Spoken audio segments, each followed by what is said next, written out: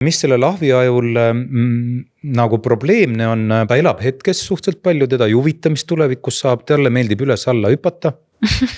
ja jube kihvt on, kui saab lärmata, eks ole, kas siis nagu joviaalselt ekstaasis või siis vihastada või midagi sellist, eks. Ja teda ei huvita, kuidas sealt olukorrast välja tulla. Kas siis, kui inimene läheb vihaseks, siis ta siis kolib sinna? Kolib ära jah, sest ahviaju on alalhoiuinstinkt, tema on treenitud reageerima. Kui mind ähvardab oht ja keegi vihastab minu peale või mina olen vihane, siis mul on tunne, et ma olen ohus. Ja parim kaitse on rünnak, ehk siis ma põrutan, eks ole. Mis on nagu paradoksaalne on see, et see ahviaju on, mina ei tea, kuidas seda on mõõdetud, kuskilt ma lugesin 200 korda kiirem, tugevam, nii et kui läheb kakluseks, siis mõistusel pole mingit šanssi. Naiste jutud.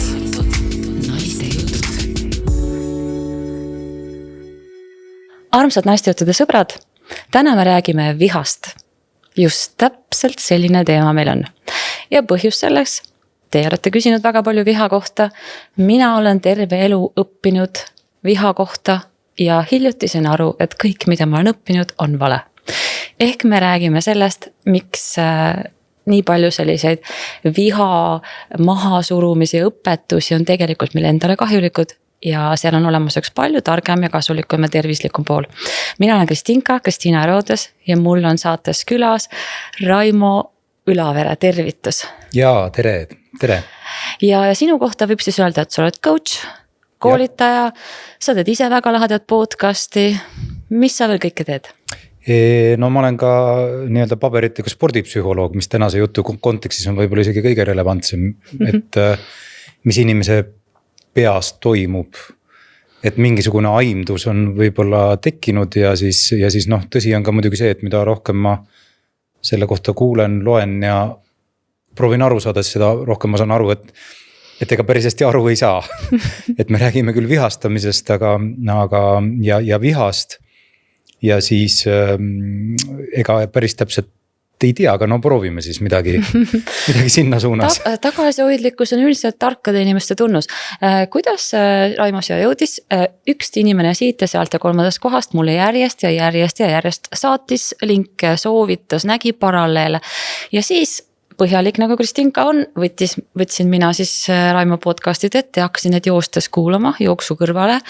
Tavaliselt minu jooksu peale läheb neid 2 tükki täpselt.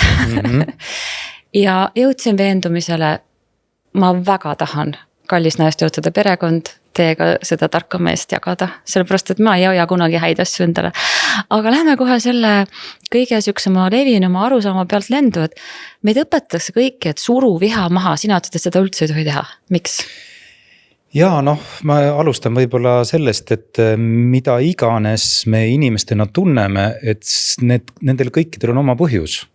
Ja viha on täpselt samamoodi tunneni või emotsioon nagu iga teine. Ja ükski asi ei ole ju niisama siia tekkinud, ma ei tea, kuidas seda öelda, et looduse poolt või evolutsiooni poolt meil on ikkagi antud võimekust tunda ja neil on oma põhjused.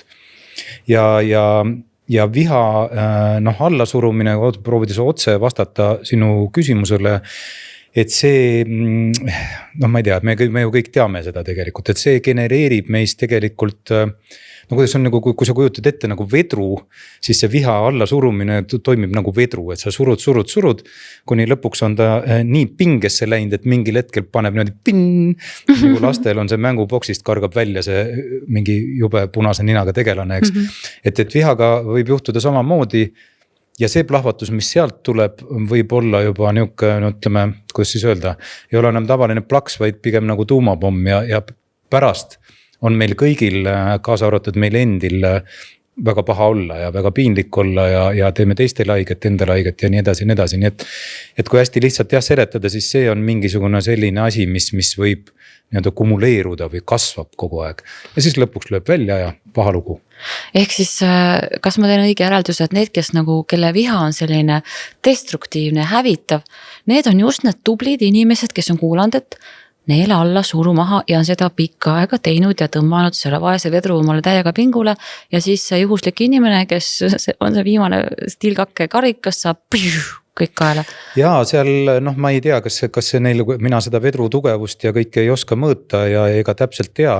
aga see võib täitsa nii olla, ma pigem muidugi arvaks, et kui see on nagu korduv, et seal on teatud niisugune käitumismuster, mida nad kogu aeg nagu taas toodavad. Ja ega nad ise, noh, ma pigem arvaks, et õnnelikud selle üle ei ole. Aga siis nad on kuidagi mingil hetkel tõstnud justkui käed püsti ja öelnud, et aga ma ei saa midagi teha. Iga kord, kui ma seda tüüpi näen sealt, ma ei tea, kuskilt koridori lõpust tulemas või mis iganes olukorras, siis ma ei saa midagi teha. Ma tunnen, kuidas, eks ole, see hakkab niimoodi siit kuskilt rinnust hakkab ülespoole tulema ja siis ma plahvatan, eks ole, ja ma ei saa sinna mitte midagi teha. Ja on genereerinud endale sellise nagu harjumuse või rutiini või noh, jah. Ja harjumustega kipub olema nii, et ega harjumus pole hea ega halb, ta on lihtsalt on, mis ta on, eks ole. Aga selle tagajärjed on siis meile kas head või halvad, eks, et ja no viha sellise purske tagajärg.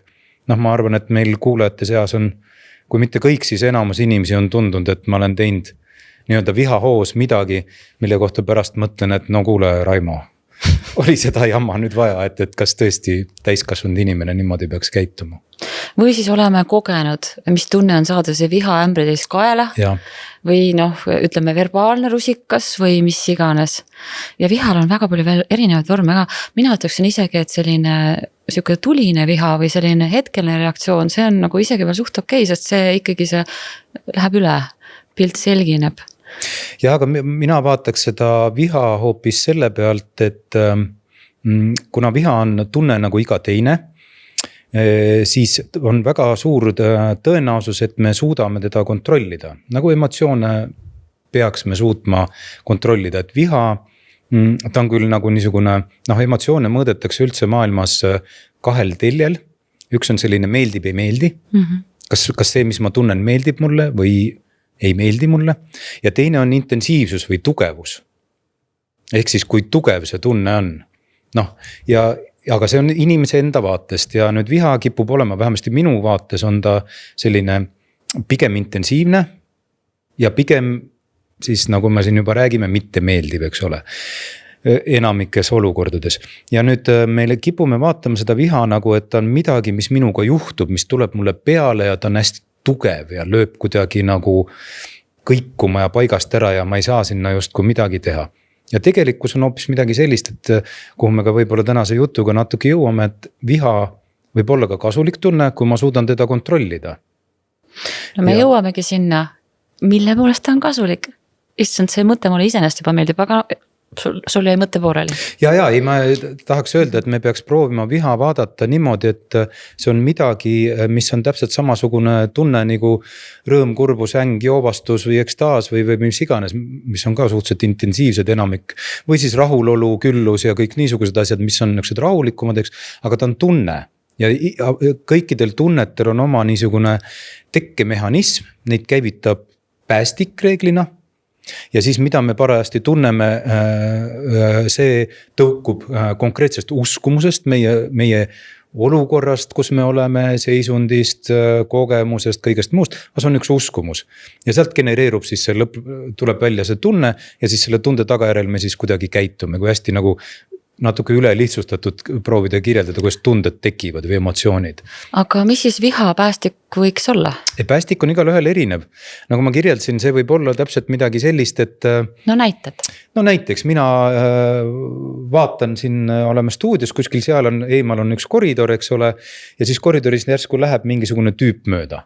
Mingi inimene läheb mööda, eks ole. Ja minu kogemus selle inimesega on siis, ma ei tea, mis see kogemus on, see võib olla midagi sellist, et issand, kui tore, seda pole ammu näinud, on ju, seda inimest tahaks näha, oi kui tore, ütleks talle tere. Või kui mul on temaga varasem kogemus, et õudselt jõle tüüp ja ainus, mis ta minus, noh, nagu kunagi ma ei tea, mis ta mulle siis tegi, eks ole, ja nii edasi ja nii edasi, uskumus minu peas võtab kohe nagu hästi kiiresti taas luuakse.